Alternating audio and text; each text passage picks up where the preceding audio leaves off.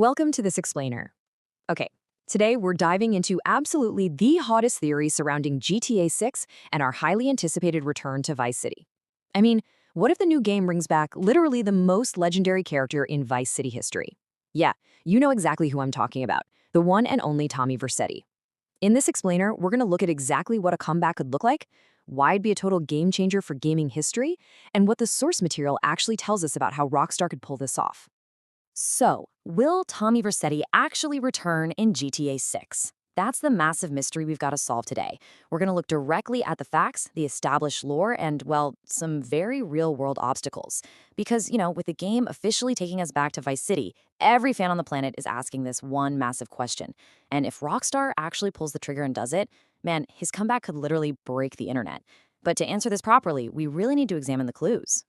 Section 1. The Vice City Legend. All right, let's establish some ground rules here. Tommy Vercetti's legacy, it's completely undeniable. Back in the original 2002 release, right after getting out of prison, he systematically built this massive criminal empire across the entire map. He wasn't just some character, he was the undisputed king, the absolute face of Vice City. But here's where the plot thickens. The upcoming game takes place in the modern era. So what exactly happened to Tommy after all those events? A modern-day comeback is incredibly tempting for sure, but we have to ask ourselves, is it actually possible within the game's established rules? Section 2. The Universe Problem.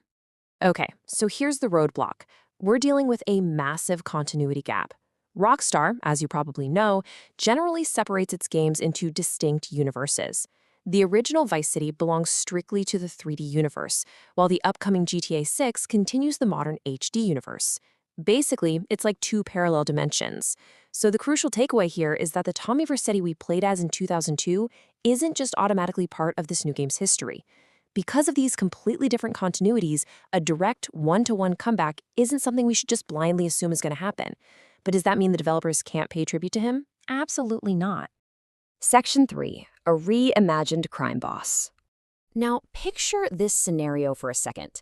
If they did create a modern version of Tommy, he'd obviously be much older, right? Instead of running around doing the heavy lifting in missions, imagine him as this aging crime boss pulling the strings. Imagine Jason and Lucia walking into a massive, sprawling mansion. The camera slowly pans over to an older man just sitting quietly by a pool. He turns around, and boom, you see it. The iconic Hawaiian shirt, the gold chain.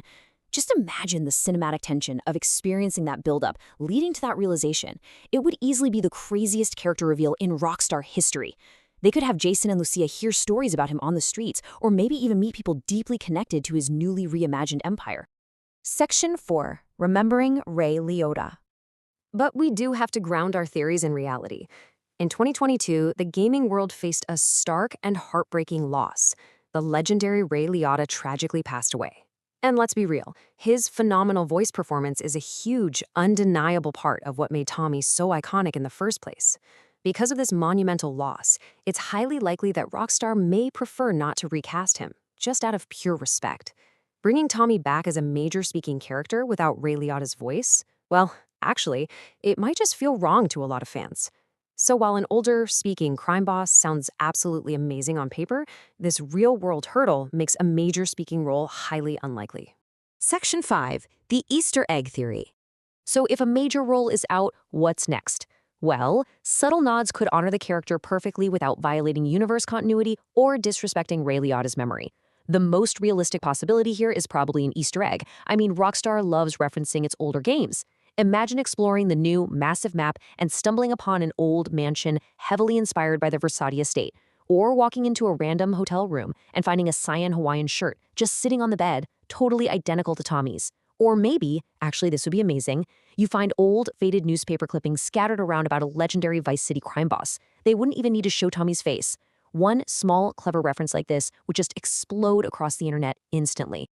Or consider the power of a really simple quote. Imagine walking past a random NPC on the street, or maybe you're grabbing a virtual drink in a bar, and you just overhear someone say, there used to be a guy who thought he owned this entire city. Just a single passing line like that would be enough to make longtime fans completely lose their minds online. Everyone who played the original would instantly get the reference. It keeps the legend alive in the modern era, respects those strict lore boundaries we talked about, and honors the character beautifully. Okay, let's pull the whole shebang together. Rockstar really has options to pay tribute to this absolute legend, and they basically fall into three distinct categories. First, the incredible, but let's face it, very challenging, reveal of old Tommy as an aging crime boss, totally reimagined for the modern universe. Second, the highly probable hidden Easter egg reference, a shirt, a mansion, or a passing line of dialogue. Or third, they could just leave his story entirely untouched to preserve that 2002 legacy exactly as it was. Look, right now there is zero confirmed evidence that he'll appear, but returning to Vice City, come on, it presents the absolute perfect opportunity to do something truly special. Which leaves us with the ultimate question, and I really want to hear from you on this. What would you prefer? As a fan of the lore, how do you want to see this handled? Do you want to see an older crime boss pulling the strings from the shadows? A subtle, hidden Easter egg for the real fans? Or should Rockstar leave his story entirely untouched, like a pristine relic of gaming history? Drop your personal theory in the comments below.